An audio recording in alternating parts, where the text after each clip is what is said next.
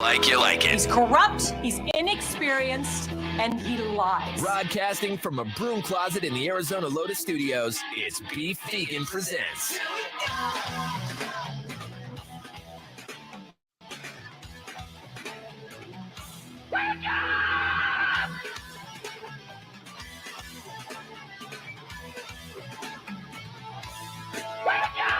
Yo, welcome back to the show. It's Beef Vegan Presents live on Rock 102.1 KFMA, streaming worldwide at KFMA.com on this beautiful Monday, July 8th.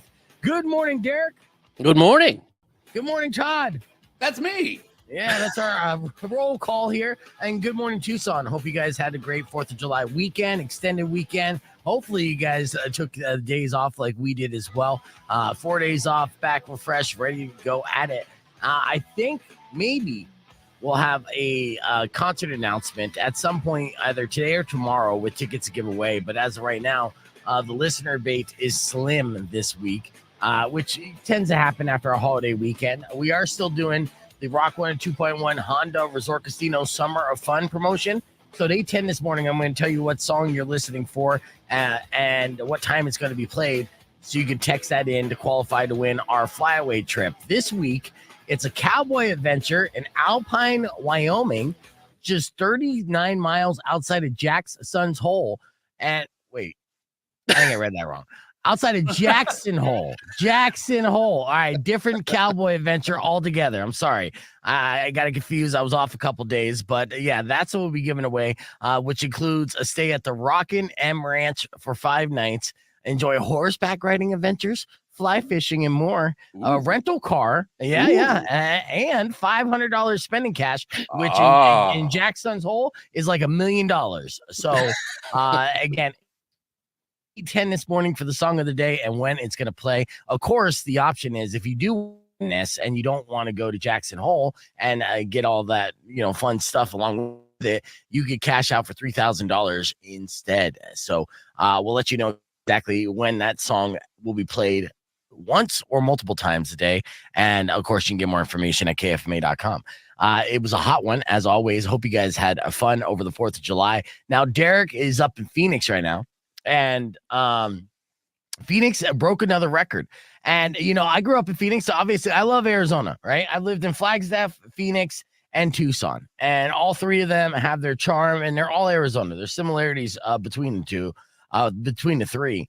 And I know there's a rivalry thanks to, college that most of us didn't go to. But the reality is there's good things and bad things about each city.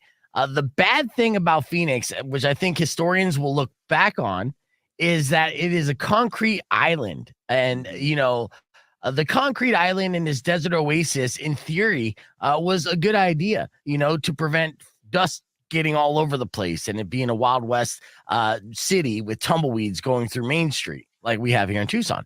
But the downside of that is it traps heat in, and there was a new record low over 4th of July. It means you can't escape the heat of 95 degrees. That was the low that they had on January 5th, right?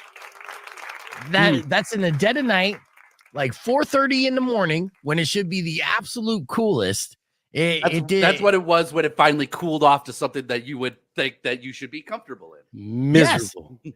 Miserable. There's like literally no escaping not only the heat, but that electric bill. So, I mean, honestly, with you and the wife, Derek, how much are you paying for electricity each month going into the summer months? Dude, I don't even look at it anymore. I just take the overdraft fees and move on. It's like $300, man. Yeah, dude, it's insane. And, I remember this too, working in it, just because, at least here in Tucson, or if you grew up in Arizona and you would go to like desert parties, in the middle of the summer, you go out to the middle of the desert in the middle of the night and it's nice and cool. You get that air in Tucson because half the streets are paved and half the sidewalks are paved and the rest of it's just open dirt. It actually serves a purpose and it cools us off like tremendously. And, at least we get lows that are in the 80s and a little bit of relief, at least for our nocturnal friends out there, to be like, I don't understand what the big deal is about summer. It's not that bad at all. But up in Phoenix, literally your face is melting 24 hours a day. Yeah, so for real. Yeah. So I guess the moral of the story is let's be appreciative of the little town that we love and we call home, the old Pueblo. All right, let's get this show moving. We got a great show for you. Morning Moron coming up here in just a few minutes and so much more. So keep it right here. It's Rock 102.1 KFMA, kicking things off with Rage. You know the name of the show. Let's go. Kicking things off with Rage. That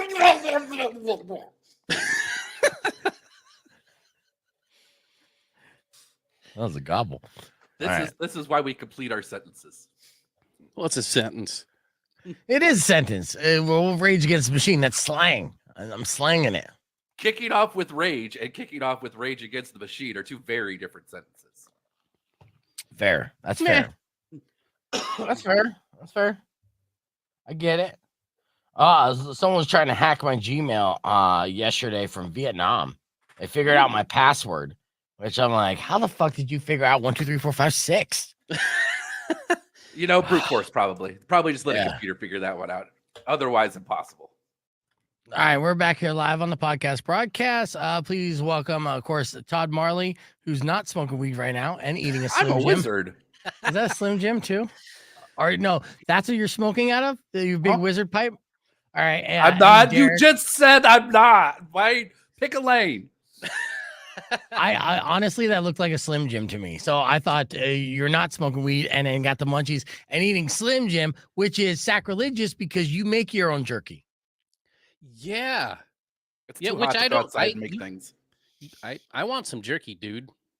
Wait until fall. Okay. Oh, is it not jerky season? I thought you could just throw some meat outside and it instantly turns to jerky. That's the problem. It's too fast. It sets things on fire. It ruins the flavor. Right. Well, jerky. Yeah, and good morning, everybody on the podcast broadcast. Good to see you in the comments here. Keep those coming. Good to see you, Bella, who she was at Cage Elephant over the weekend, which she reported was a fantastic show. She's a terrible like videographer, though. She tagged a video where it's like literally horizontal and it's just all over the place. So Bella, next time that you're filming any highlights from a concert that we weren't fortunate enough to win tickets to, hold the camera steady and maybe horizontal. I mean, you go a long ways too, but just make sure that when I'm looking at the video, I'm not looking at it like this. It's art, bro. Don't judge the art. And you probably saw a video that Rico posted. Let's share this real quick. This was our 4th of July shindig. Valdez had a little get together at his parents' house, and they have an awesome setup. And there was a great spread. And of course, in his backyard, it's kind of reminds me of Mr. Miyagi's backyard in a way. There's like an auto body shop and there's a wrestling ring and nice cars. It's a trip. But the wrestling ring was the star attraction. And of course, you know, once you get a couple drinks in you, you're immediately like, let's wrestle. And Rico put together a clip. He gets so inspired. All right. He's so funny. He's like, get in the ring. You trust me. I'm like, okay, I got it. He's like, you guys always like, you're like, oh, crazy Rico. But when I come up with the gold, I'm like, yeah, no, I get it. Okay, let's film some stuff. So here's Rico's page. He's posting a lot of stuff. He posted this. It's 4:15 this morning. Just want to share this. Album cover. All right, so. Dude, I was checking that out yesterday. Bars. Okay, so so and I don't know any of those people. I don't know if he's dating that girl. I know nothing about Rico. That's just a fact. Okay. Besides his rants that he's posted on his Instagram page, this was a sizzle reel that he put together of our 4th of July. Check this out.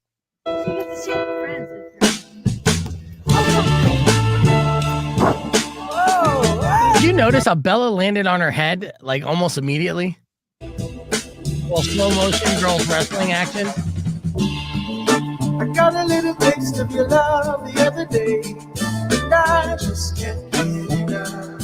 I just can't. Valdez is in heaven. When I see you wanna go down the other way, Wow, these guys. I just can't get enough.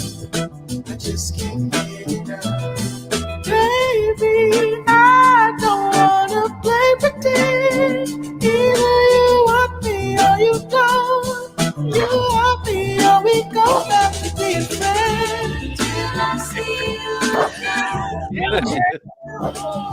Wrestling is real, everybody.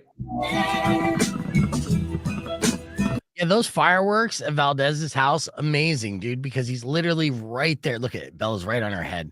If you saw that again, here, real quick. This first one.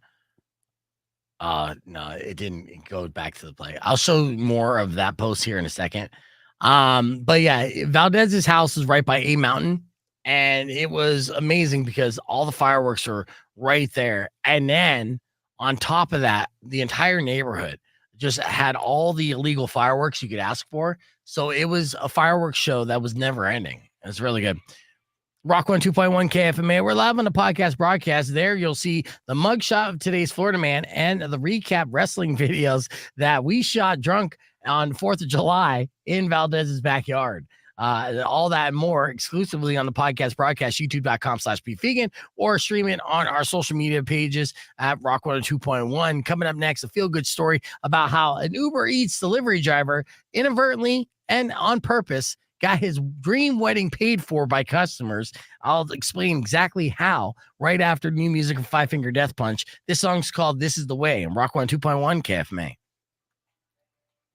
All right, back to wrestling porn, which is somewhat of a theme that we're going to be having here on the podcast broadcast, because we're going to have Derek's co-host from History's Greatest Idiots on the podcast broadcast talking about the plane ride from hell, which was the latest subject of History's Greatest Idiots. And he asked me if I knew a little bit about it. And I'm like, oh, my friend, I know all a bit about it. So we're going to dig a little deeper on that. 91 degrees at Sabino Canyon at 8 a.m. That's nuts. But hey, you know, at least you went early enough where it's not 100. Let's see. Okay, so here's some fireworks porn. Yeah. I like how the fireworks went off just after slow-mo. He was carrying her around. It felt like not less than wrestling there.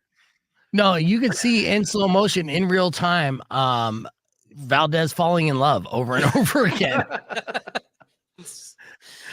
So yeah, there's Bella and the girls, singing karaoke. I had a makeshift karaoke, so it got nuts. Rico took that over too and got really weird. I wish he filmed that. Here's the worst wrestling bump ever. That's me hurting myself by not fully committing. Rico, Valdez, look at, they fully commit.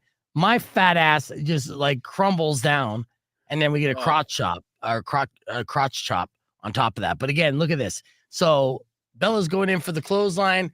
All I need to do is fall backwards, but I'm Mr. No Fun here. And I'm just like, I'm not falling backwards to hit my head. I got a backwards hat. And so I take the worst wrestling bump ever. But apparently we have, this is in the dark too, but, and then a little party pick, Jonathan Russell, Valdez, Rico, having the best time ever. And me asking, is the flash on? So there you go. Dude, it looked like a great time though. I was following along when I was down there. Yeah, we had a great time. It was good. And in fact, actually next time Valdez should invite all the streamers. It's a good time. I'm the worst at that. Like Todd hit me up, said happy, what would you say? Some happy clever way of Christmas. Yeah, happy explosive Christmas. And I'm like, yeah, same to you. And I'm like, oh, by the way, Valdez threw this invitation. I totally forgot to mention if you're doing anything, but you're at home protecting the dogs, which you got them stoned on CBD, and they were good. They were pretty chill. It's a life hack. All right, let's get on the air. Rock 102.1 KFMA. Welcome back to Beef Vegan Presents, live on the podcast broadcast, youtube.com/beefvegan. I got a feel-good story to kick off this Monday. And trust me, after a 4-day weekend, the more feel-good stories, the better our week is going to be. Because I'm sure a lot of people are dragging ass, not feeling too positive on this Monday after having a couple days off, 4th of July. Now, I don't know how you're going to feel about this. There's an optimistic, positive way to feel about this story. And there's also like a negative Nancy way to look at this story. And I kind of lean towards the latter, to be honest with you. But the moral of the story is good. This is an Arizona couple who spent more than a year working 2 jobs to save for their dream wedding. And they just recently reached their goal thanks to the kindness of strangers. See, Paul and Allie, for 18 months, have been working as Uber Eats drivers to help pay for their dream wedding without taking on too much debt. which I think is a beautiful goal for couples to both have a side hustle and with the sole purpose of all that money going to the pot to pay for their wedding, because weddings can be expensive as hell. Todd, do you even know how much you spent for your wedding? Because you got married within the last 5 years. I do, and it was one college education's worth. Right. So yeah, astronomical, right? Are you still paying for that, or did you? Okay, well that's good, but it was a chunk of change, which is not easy to spend. Now they had monthly quotas, they had nightly quotas, and they were real organized about it. But the way that they approached it was weird, because Paul and Allie would leave a personal note along with his Uber Eats deliveries that included his Venmo in case the customer wanted to donate towards the wedding. I didn't know that you're that first off, but if you were to get an Uber Eats delivery driver, delivery, and then with a personal note with a Venmo link, would you be kind of outraged by that? Wouldn't be outraged, but I would be suspect. I don't Big know that I'd be like, suspect, I'm clicking on that link. Right. I'm like, hey, no thanks, dude. There's a tip option, which I've already included on here. So thanks for the Venmo link, though. Thanks, yeah. Right. But he would come home and he would write about 25 notes, Allie said, about Paul. And Paul went on to talk about his love for Allie and how much he did it. 2 weeks ago, he gave a note to a customer named Erica Hernandez, who found one of those personal notes in her Chipotle order and admitted, and she's an admitted romantic herself. So it actually worked to a certain, right? So she was touched by the couple's story and decided to donate to their cause. And then, of course, she made a video, because no good deed goes undocumented for TikTok, right?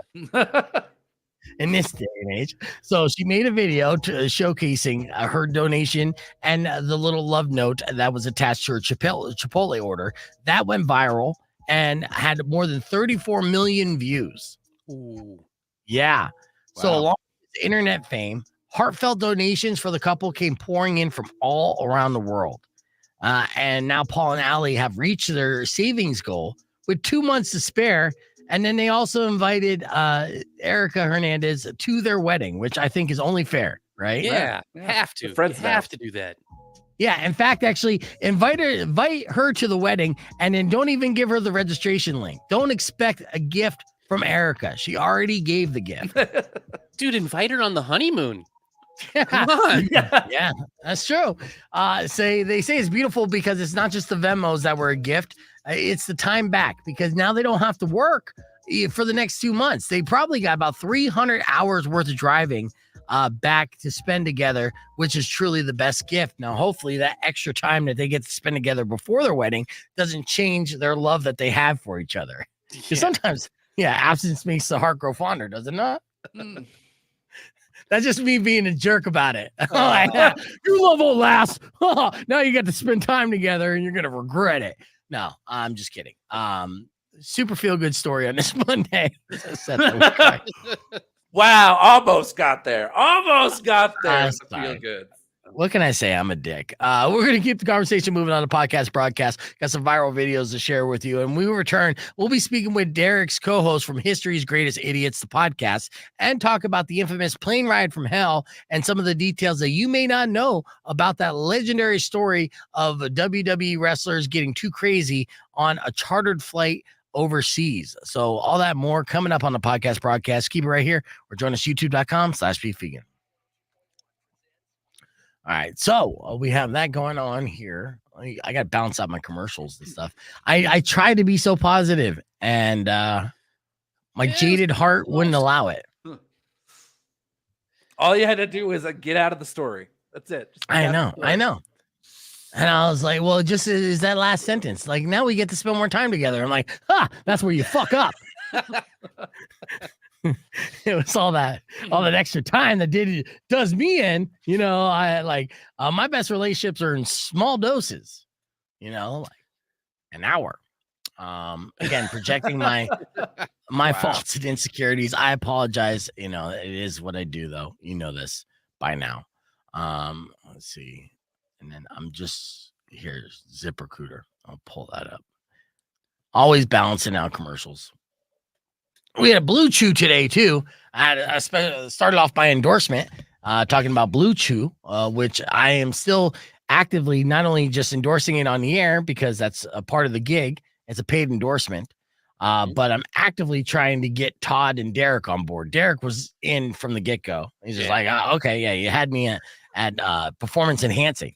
Todd, on the other hand, Mr. Machismo, I'm a rock hard diamond dick all the time, refuses to take the bait. And I'm like, no, you don't understand. This is great just to go that extra effort, right? That extra mile, if you will, that extra inch. It doesn't make it bigger, but damn, if it did. I mean, they're printing money, obviously. Everywhere you look, they have all these different performance enhancement pills now on the market because the patent is over, right? Because of Viagra, Cialis, they had the initial patent, and after like 25 years or something, then it becomes kind of public domain when it comes to medical stuff. Right. And so that just happened a couple years ago. So the floodgates are open, which is good because another talking point that I didn't mention in the endorsement is that if you attempted to buy Viagra or Cialis before this, even with insurance, it was like $75 a pill. To do it like through pharmacies and get the prescription from the doctor, I'm talking like it was that much. I went down when I first came down here to Tucson. I was excited to have health insurance. It was one of the reasons why I took the job, right? I was like, I need health insurance. I'm getting older. So I tried to get a doctor, and it's impossible in this town to get a new doctor. So I finally find one that's like right down the street, and I should have known it was going to be suspect. It turned out this doctor's office was basically like a pill mill, right? So they're like, hey, what can I do you for? And I'm like, yeah, like, blood work, checkup, shit like that. He's like, no, we're not going to do that. You look good. I'm like, okay. I'm not that kind of doctor, son. Yeah. It was basically I get blown off. He's not going to do anything for me. And then I'm like, well, fuck, dude. And I'm like, okay, I guess I'm good. And he's like, well, is there anything else I could do you for? And I'm like, well, then give me a prescription for Viagra. Then give me something, so I have something to show for this fucking copay, right? So he does. And so I'm like, okay, cool. Well, at least I'll have this and have some bonus dick pills for whenever I need them. And so then I go to the pharmacy with my insurance and everything. And I had a prescription for 10 pills.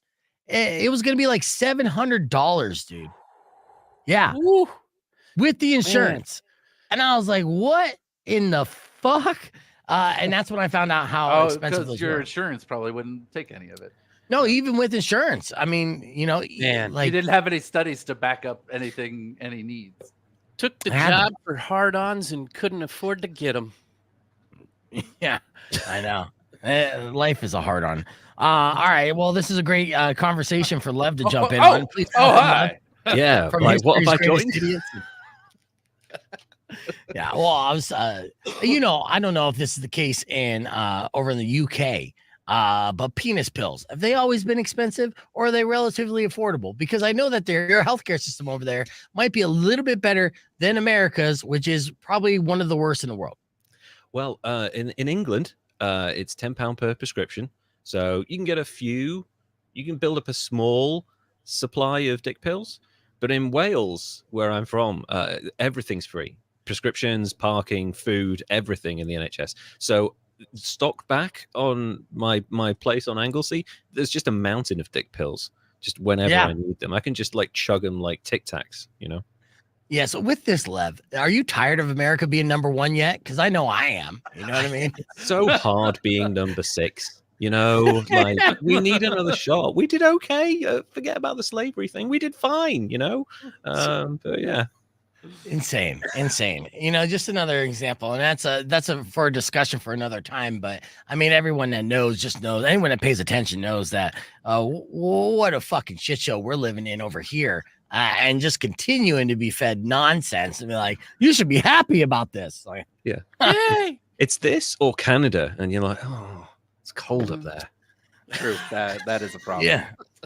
Yeah, but not Vancouver. Barely even snows in Vancouver. It's, you're from Seattle, Todd, so same difference. Listen, I married a Canadian, and I'm even like, babe, no, I really need you to become American. I'm not shoveling anything. I'm not doing it. I'm just not.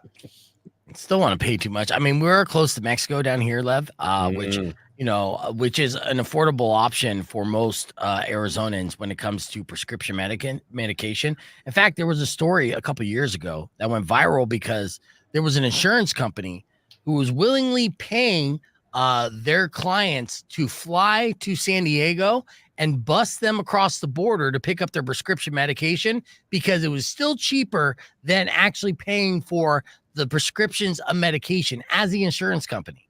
That's like, you've reached another level of peak capitalism there. I absolutely love that. Like, every insurance company should be doing that. In fact, if they want to bust me, instead of just paying for my drugs, why don't they just like pay for me to go on holiday? Like, that's an easier way for me to get better. Just send me on holiday for a couple of weeks, That's true. Yeah. And even the flip side of that, if you're going to shorten my life, then at least give me the luxury of enjoying it before you do. Exactly. Yeah. Prescribe me a holiday and I will take that in an instant, especially if it brings your costs down, But don't forget the dick pills. No, dick pills too. Holiday, dick pills in that order. And then we're set, And you get them for free. So I was bragging about, because I got a Blue Chew endorsement. I don't know if they have Blue Chew over there. But it's dick pill candy. That's really, it's just candy for. It is. This one's red.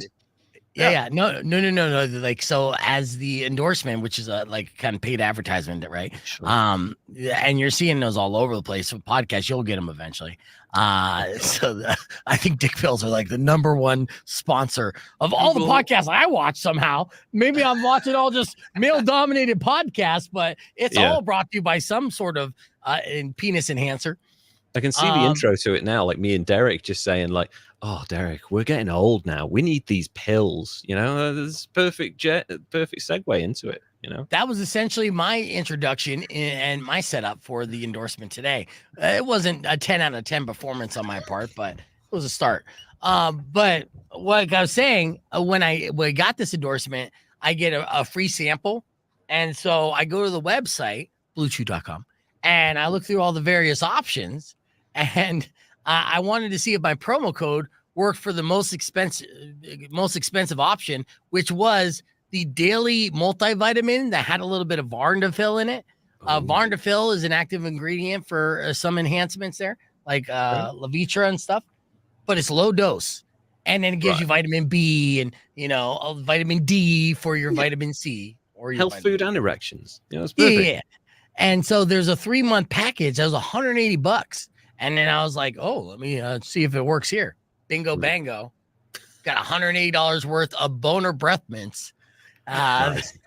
Yeah, for free. And so I started taking them. I'm on it right now. So don't say anything too sexy because I'll spring through the roof. It doesn't take much to get it going. But yeah, it was pretty impressive.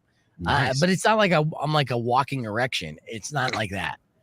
It's controlled. It's like mind activated or something. That's how advanced these expensive pills are. Like, right, turn it on.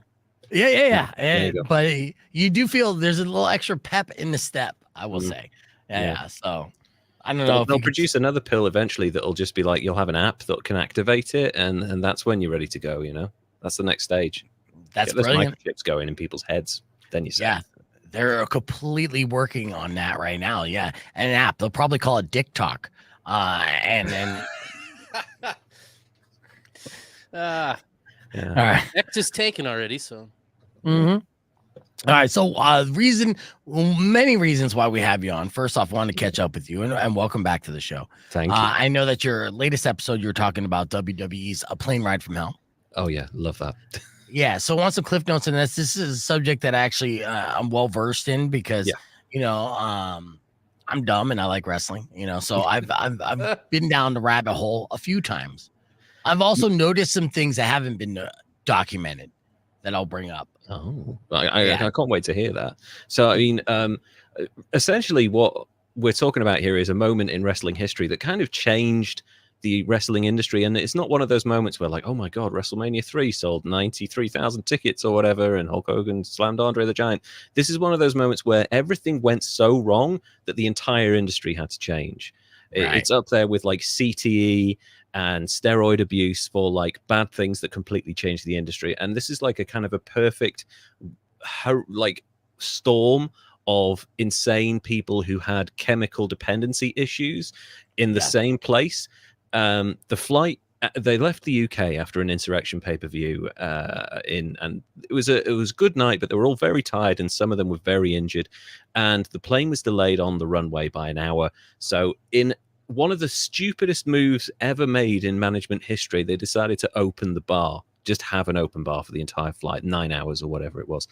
You can't do that with professional athletes who are competitive and basically children.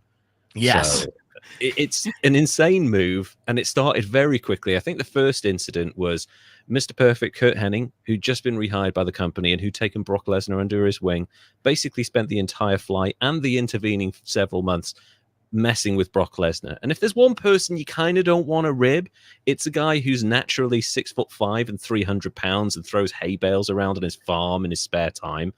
Yeah, he's Kurt like Hennig, a caveman. Yeah, he is a literal genetic freak of nature, Brock Lesnar. Mm-hmm. But Kurt Hennig decided to mess with him, and he challenged him to an amateur wrestling match in the middle of the plane.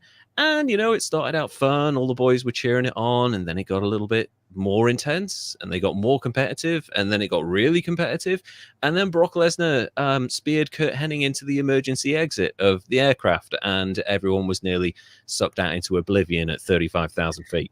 So, And on that note, hold on, we're getting on the air and continuing the story here. Sorry. Rock 102.1 KFMA. Welcome back to Beef Vegan Presents. We are talking the infamous Plane Ride from Hell from WWE with history's greatest idiots host. We got Lev. Lev, I forgot, what's your last name again? Myskin.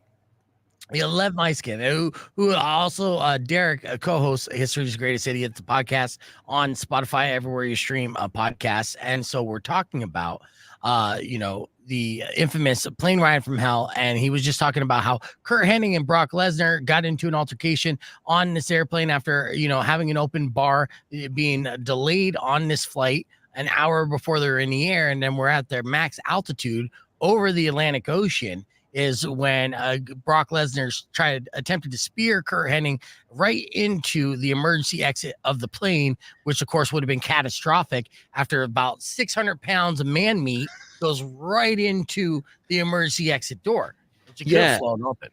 I mean, the thing is, a lot of people at the time and afterwards said, "Oh, it's not a big issue. The door can't open at that altitude." But having seen what we've seen recently in the airline industry, I feel like that's not the case, especially when you have two human beings that size smashing into a door. Yeah, what you're alluding to is if it was 2024 on a Boeing, everyone would be dead. I mean, effectively, yes. I feel like Brock Lesnar would survive because he's Brock Lesnar, but that's true. Pretty much everyone else would be done. I mean, that was the first of many incidents. The problem, of course, is the open bar meant that people's inhibitions were lowered, and I think the next major incident was Ric Flair decided to go into the bathroom and take everything off except his famous sequined robe and just walked around the aisles completely naked, doing his Nature Boy strut, and everyone cheered him on. Wasn't so popular with people around him, though. And I'll say this, there's a couple things on this. Now, at one point, he was fully aroused, and so good for the Nature Boy. He was still 53 years old at that point. Yeah, he's over 53, but he's a supreme athlete, a freak of nature, if you will. Now, WWE has told this story through their own platforms, even at one point, documenting it in a short cartoon series, right? Yeah, I love that cartoon series. I feel like they left out some of the darker aspects of it, but yeah, they did kind of capture the element of absolute chaos that happened, the fights, the violence, and the fact that Michael Hayes, who was working as a producer at the time, got knocked unconscious, and then someone cut his hair off. So yeah, well, we get to that, but what I thought initially was completely suspect in what they were doing to protect themselves and the perpetrators involved regarding the Ric Flair incident is they made sure in that cartoon not to feature a single female in that cartoon.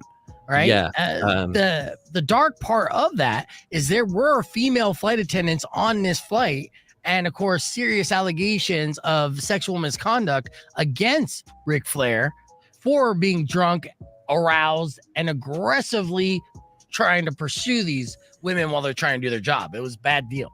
Yeah, according to the suit, they were essentially cornered by Ric Flair and put in a position where they definitely did not want to be. But that he wasn't just the only person named in this suit. Other people were alleged to have said awful things to these women while they were also inebriated. But yeah, I think WWE obviously left that out because they knew that it was going to be a huge black eye for them on top of the actual thing itself. But yeah, the incident with Ric Flair starts out somewhat jovial and funny and interesting, and then it goes kind of dark. Thankfully, it was the darkest element of that flight. The rest of it was somewhat more straightforward, really. Well, let's talk about Michael P.S. Hayes, who is formerly of the Fabulous Freebirds. That's right. Now, what you're like, that was the worst part of it. Well, not for Michael Hayes. He got knocked out completely and his hair cut off. What led to him getting knocked out, and who knocked him out? Well, Michael Hayes had a bit of an odd reputation at the time. He wasn't particularly well liked by the boys because he was a former wrestler and he became a producer, and he had a lot of heat backstage. And unfortunately, he was one of the first people to get into the open bar when they opened it. The rest of the people in management were pretty much sober except for him.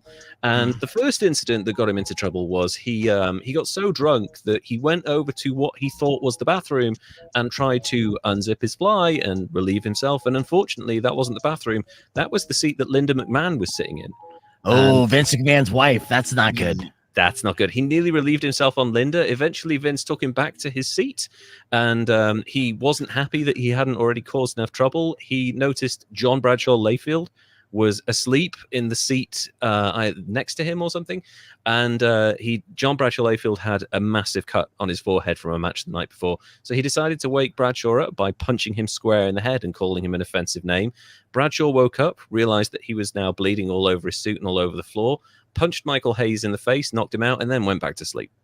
So, and that is a baller move, right? Yeah. Pretty hardcore.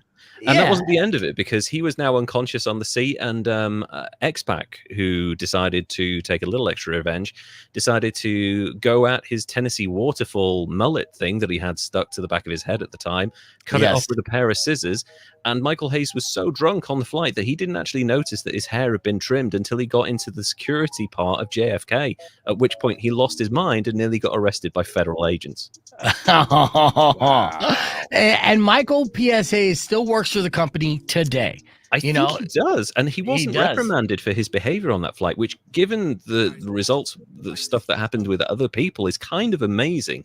I guess it's because he's management, but he got his comeuppance because not only did he lose his hair, but X-Pac pinned it to the notice board at Raw the next night for everyone to see, including Michael Hayes, and I think he stewed angrily on that for about 6 months until he grew his hair back.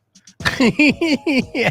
He's like, how do people know that I'm business in the front and party in the back, without my party in the back? How do they know I'm a fun guy unless I get completely hammered and have my ponytail shaved off, Yeah, it goes to show the boys club mentality that Vince McMahon had back in the day, but also the level of talent and contribution that Michael Hayes had behind the scenes to where he wasn't as expendable, and they were able to overlook this because they did fire several people because of this, including Kurt Hennig, who started off the altercation with Brock Lesnar. But of course, Brock Lesnar didn't get fired. No, Brock Lesnar was their young up-and-coming prospect, whereas Kurt Hennig was 42. He was kind of expendable, and unfortunately, a year after this event, he passed away due to a drug-related incident. But thankfully, Brock Lesnar, who was actually good friends with Kurt despite nearly throwing him out of a plane, looked after his family and was very close friends with Kurt's son, Joe, who ended up becoming Curtis Axel in WWE and having a very good run there for a few years as well. I didn't know that Brock took care of Kurt Hennig's family. Yeah, looked out for him, mentored him, brought him in, and was very friendly with him. And if you know anything about Brock Lesnar, he doesn't make friends easily. So, so he looked after Joe, Curtis Axel, and I think they're still friends to this day. But yeah, Kurt Hennig was released. Scott Hall was released because unfortunately he was he wasn't conscious on the flight the entire way back, and people had to check his pulse every now and then to make sure he was still alive. And also released painkillers. Yeah, Goldust Dustin Rhodes was also released, and he was released partially because he serenaded his wife drunkenly over the PA system, and Jim Ross dressed him down in front of the entire plane on the PA system as a result, so he was fired after that too. Dude, yeah, because you can't profess your love for a woman here on this plane ride from hell. I mean, all I he was think doing if is he'd been trying to be perfect, romantic. it'd be fine. But he was drunk, and it sounded awful. So Jim Ross was like, "You're ruining karaoke for everyone, so you have to go." You had just seen Wedding Singer. He was trying something. That's it. Yeah, there's more details in Plane Ride to Hell that we're going to be talking about and with more on the podcast broadcast. You can join us, youtube.com/beefvegan, or keep it right here because we'll be back after music from Creed. It's Rock 102.1 KFMA. You know, that's so funny, though, because out of everybody who got fired in this situation, you know, Kurt Hennig for instigating violence, valid. Sure. Scott Hall for being, you know, such a Scott Hall. recluse, you know, that he's a danger to himself and others, and you know, and drug abuse, valid. Gold Dust, who was just annoyingly bad singer, professing his love, not necessarily valid, dude. You know? Like you Especially ruined the flight for everyone else. Well, actually, at least I didn't really throw a guy out the door. So you're firing me for that, you know? Yeah, I didn't pee on the boss or attempt to. What about that one? That guy gets his job. I didn't punch somebody in the face while they were sleeping. That's a bonus as well. Like, That's true. Why am I getting fired for loving this woman who ended up, you know, not only not staying with him, but then sleeping with other wrestlers as well. So I didn't know about that, but yeah, it was a messed up situation. But me and Derek were talking about this. A lot of the people involved in this actually came out with it clean. Scott Hall got himself clean with the help of DDP before he passed away. Dustin Rhodes is still wrestling to this day in AEW, and he's been clean for a good long time, and he's a really interesting guy as well. So, and Kurt left a really interesting legacy in the world of wrestling, so he's generally okay, I think. Yeah, he died from cocaine overdose, I think. That's right. Florida. Acute cocaine intoxication, which nobody dies of, really. So that's a lot of cocaine. That's a lot. A lot. It's like, you know how much you got to do? You know, it's more than just a key bump, even though you shouldn't do anything. Throughout the entire 80s. Yeah, it was legendary. So many professional wrestlers, unfortunately, could add to that list of history's greatest idiots, just be based off their own demons, and you know, happen that. But I think it's changed to a certain extent. It definitely has. Yeah, because they got wellness policies, and now it's just a big global brand. Now, were you ever a wrestling fan? Myself? No, I was a wrestling journalist for years. I worked for magazines. I worked with Bill Apter, which was really cool. He's a legend. He's the originator. I was on the page before him, and he plugged one of my articles, and I was, oh my god, Bill Apter likes my work. So yeah, I was really good, and I've got to tell you, wrestling journalism, one of the worst paid industries in the world. You get nothing working in that industry, and eventually they couldn't afford me because I got a single job. So wow. You know, and that's weird too, because I was telling the guys earlier, you know, because we talked about John Cena's retirement announcement, but even just mentioning professional wrestling, they have a built-in audience, click rate and everything else. And I'm sure that anything that you were writing about got plenty of views where you're just like, hey, this is like shooting fish in a barrel. You know, you throw up any kind of clickbait headline or even just anything. The IWC internet wrestling community is going to be all about it, and they'll eat it up, but they just won't pay for it. Yeah. They're effectively saying you get an opportunity anyone else could do this. You know how many people would do this for free? You get to do it for $25 an article. And I was like, how long is an article? 2,500 words. You'll get published in a magazine. I'm like, hold on, this is getting sold to like 80,000 people a month. Can I not get a little bit of a cut? But no. So there you go. Yeah, people would love to do this for free. Yeah, go F yourself, dude. Like, it's not like you're a rock star on a stage in front of a bunch of people. You're sitting down, you're writing, you're being a journalist. That's what. Even if you're passionate about being a journalist, it's still work. Yeah, that's true. Yeah, they approach it like radio. I understand the radio part of just cracking the mic and telling stupid jokes. Like, yeah, you're lucky to do that, but it was quite frustrating because it was also very cliquey, just like the wrestling industry itself. So I'm still in touch with a couple of people that I worked with back in the day, and one of them's going to be joining us on our podcast very soon, because not only is he knowledgeable about wrestling, he's knowledgeable about cycling, and he's going to be talking about an idiot in cycling who used performance enhancing drugs, which literally could be any single one of them. So you know anything about cycling, it's the dirtiest sport. I was thinking about the one with the one ball that left, one right? guy. The legend that was the hypocrite and the liar, Lance Armstrong. So it's not Lance. Well, we're going to get to him. I think we're saving him for a landmark episode because he's too big to blow away on like episode 95. But no, it's one of the other guys who did EPO. Yeah. Okay. So I mean, and that's pretty much the entire industry. What about now? Is cycling still like a sport that's littered with people using performance enhancing supplements? Not true. I think the majority of them have got a medical like certificate that says that they need to take this medicine, and there's a lot of people like that in various sports. One of them was snooker, billiards, and all of the people in that have got like a certificate that says that they need to take heart medication to slow their heart rate down so that they can take a shot between heartbeats. That's how crazy it is. So you've got a medical certificate, you can pretty much do anything. Take a shot in between heartbeats? Yes, their resting heart rate's like 40 beats a minute. They're like snipers, huh? Yeah. Yes, exactly that. Wow. It's kind of crazy what people will do in sports to just get a little bit of extra money. This is just another like I want the dope league. Let's just get every sport and set one aside for the people that are ready to just like push humanity to its absolute drug-induced limits. Like you want to do it with the bionic arm and all of the cocaine? Go for it, my guy. You got it.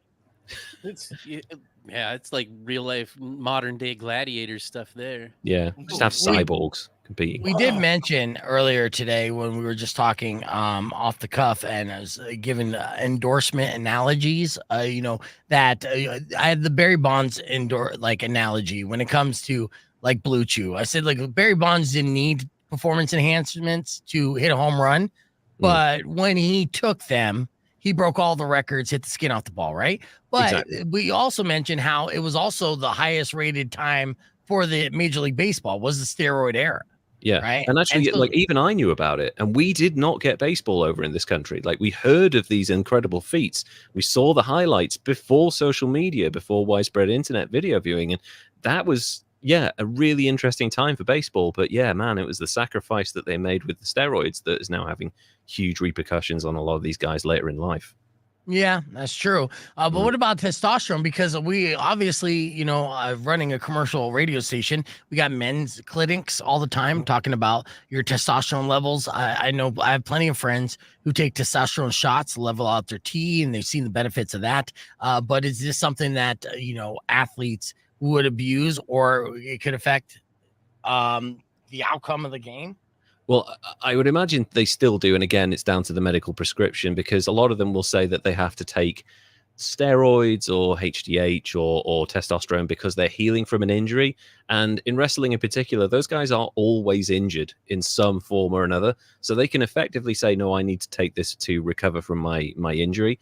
And it's one of the ultimate ways around it, because a lot of these people compete with the kind of injuries that other people will be signed off at work for months at a time if they didn't. So yeah, I think it's definitely rampant. Yeah. Well, again, I'm kind of with Todd on his opinion that let's just be transparent about it, and if that's what you sign up for, unfortunately, it will cut lifespans. And it won't stop people from signing up to knowingly shorten their lives at a young age, because when you're young, you don't think about the future or even mortality until you're closer to it. And you're just like, I just want the bag, I want the fame and the money. So and I'll be all jacked to get all the girls, and it's like, dude, you're gonna die in like 5 years. Exactly. Like, that's forever ago. That's so far away. I'm just amazed that Vince McMahon is still alive. He's been doing steroids for like 50 years. I know. And he's still alive. He's like 80 something. He looks like a railroad baron now. He looks terrible now, but and there have been others who, superstar Billy Graham actually lived a lot longer than a lot of people expected. Not only steroids abuse, but also crack abuse. There's a subject, and of course he was a Arizona resident. Lived in Paradise Valley out here, and he was actually a patient at one of my girlfriend's doctor's office that she worked at. Wow. And he was always a super kind guy. Let's get on the air here real quick. So we're talking about performance enhancers, to be honest with you, and of course those professional wrestlers who abuse them, and just athletes in general. Let me ask you this, Lev. With all these subjects that you cover with history's greatest idiots on your podcast, what other wrestlers or infamous stories you feel like you could easily turn into an episode? Because I'm sure there's no shortage of greatest idiots when it comes to this industry and many others. I definitely think the one that I would love to turn, I mean, it's already been an episode. We covered New Jack, who is one of the most notorious people in the history of the wrestling industry and not a great human being. But the one I would really love to turn into an episode, and I don't know if it's been an episode yet, is the story of Ricky Dozan, who is the original Japanese wrestler who helped found the industry over in Japan and created this idea of the all-conquering Japanese hero against the evil invading foreigner. But he was actually Korean, and not a lot of people in Japan knew this at the time, but he was, Korean, and he was in deep with the Yakuza. And eventually one night when he was out partying, because he liked to party, he got into a massive fight with a member of the Yakuza. He beat the living hell out of this guy. And then obviously being a member of the Yakuza, the guy pulled out a knife and stabbed him.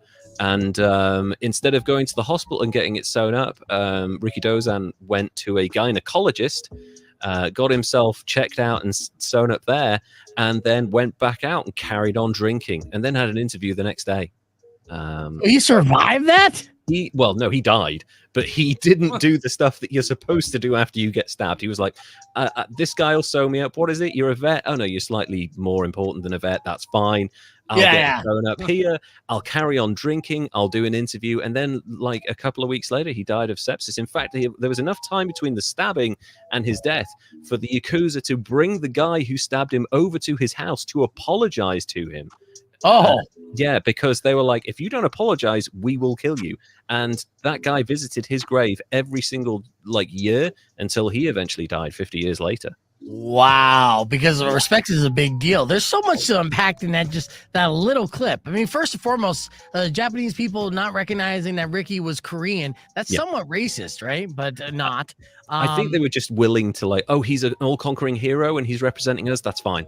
Don't think about it too much, Right. And then him getting stabbed and having an open wound or a gash and thinking, oh, well, obviously I got to go to a gynecologist for this. That's weird in its own right. So yeah, and of course, the respect of the game. Also, he finished up with a gynecologist. He got sewn up, and the gynecologist was like, "Listen, you need more treatment. This is probably going to go septic." And he was like, "Screw you, doc. I'm going to live forever." And then just got in a cab, went back out to carry on drinking, but also kind of was really mean and horrible to the cab driver. So he's losing blood. The cab driver's like, "You should get that taken care of."